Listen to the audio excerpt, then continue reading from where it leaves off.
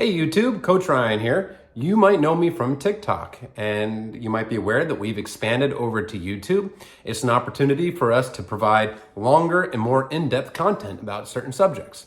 And today, we're going to talk about cheating. We're going to talk about the reality of it, how often cheaters repeat, and the odds of an affair actually lasting the distance. And before I forget, hit like, subscribe if you like this content, and please share. That way our content can reach other people that need it. Cheaters do tend to repeat. This is something that I get asked all the time. Once a cheater, always a cheater. Is it true? The answer is generally yes.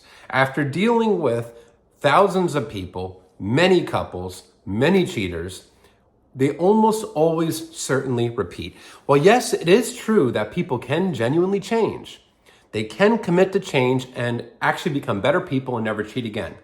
That is possible, but the vast majority of cheaters repeat. And let me give you some stats here.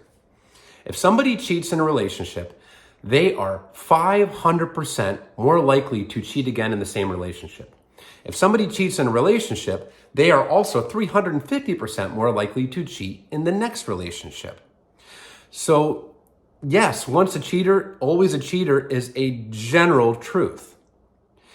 Now, the other flip side of it is that these new loves that they find, their affair, when it becomes an official relationship, it's actual statistics, these affair relationships, ones that are born of affairs, fail 95% of the time. So first, we're going to get into the cheating aspect of it. Typically, cheaters do come from a place of pain, unless they're a narcissist. That's a different category. But let's assume that your cheater is not a narcissist. They have inner core wounds. Their self-worth is lacking. They are feeling like they are not worthy. They feel a pain, emptiness inside. And usually it stems from some sort of childhood trauma. But the reality is that cheating is still a choice. They took this pain and they went out seeking a painkiller. And the painkiller is the affair. It is the cheating. It gives them a dopamine rush. It gives them the oxytocin. The same effects as if you took a pain pill. So they are going out to mask the pain, but it's still a conscious choice. The cheater knows that the cheating is wrong. They made the decision to go out and cheat. There was nobody putting a gun to their head and making them do this. There could have been many other ways to handle their pain. They could have gone to therapy. They could have discussed issues with their partner. If things were unhappy in the marriage, in the relationship, they had a basket full of things that they could have picked something from to handle it. But the thing that they reached into that basket and pulled out was cheating. So there is no excuse for that. Cheating is an absolute choice, and it's a cowardly choice. Because rather than face their partner and let their partner know that they're leaving the relationship or they're unhappy about certain things, they go out and take the easy way out to take that pain pill, which is the cheating, and they make that choice. They make that cowardly choice. So there is no excuse for cheating, despite where the pain of the cheater might be coming from. The psychology of it is quite in-depth, and there's a multitude of reasons why people might be hurting and in pain and feel like they need to go out and cheat. But at the end of the day, they all know it's wrong. And the act of cheating actually further wounds the cheater. They may not show it on the surface, but it continues to reinforce in the back of their mind that they are not worthy, that they are not good people, and they continue to seek out more and more and more pain pills. So the cycle of cheating doesn't seem to end. So if you've been cheated on and you're wondering if you should give your partner another chance, well, here's a couple things to look out for. Are they truly owning the cheating? Meaning, are they saying, it's my fault, I made that choice? Or are they blaming you? Are they saying things like, it's your fault I cheated because I was unhappy, you weren't giving me enough attention, we weren't having sex enough? Are they trying to gaslight you and make you think that cheating is your fault? Or are they taking ownership? If they're taking ownership, that's a positive sign that they might actually be able to change. The other thing is, do they make a concrete plan to earn your trust back? Do they stick to it?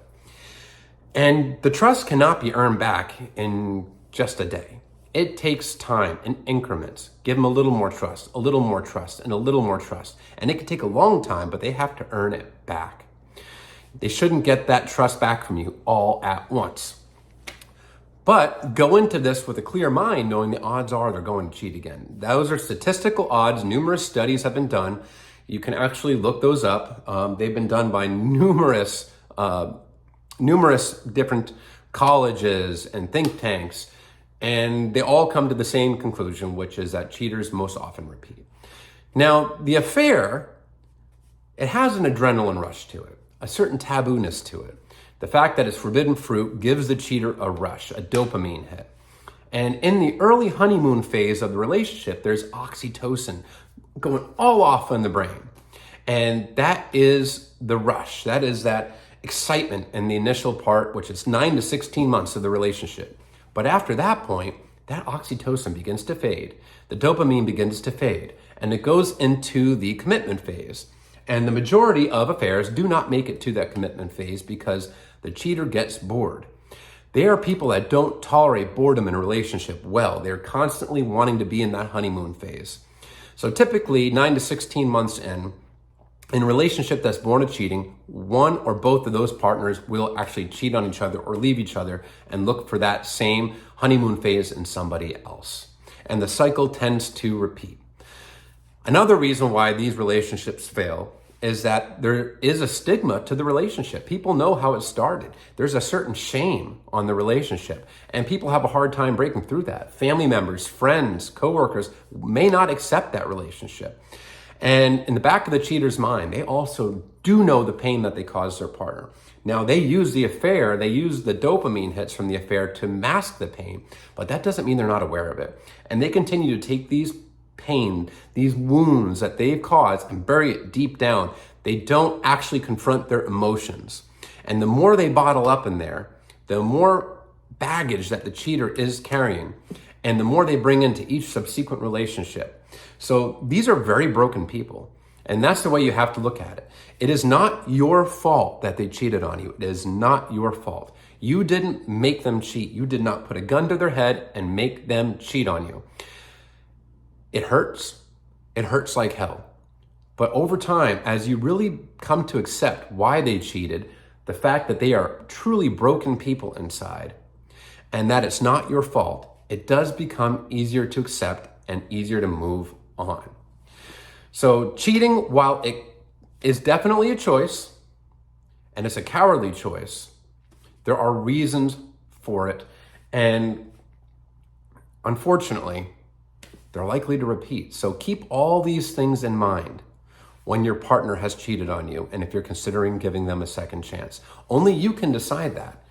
But go in with eyes wide open, guard your heart, let them earn that trust back over time, because the odds are significantly against that person truly changing.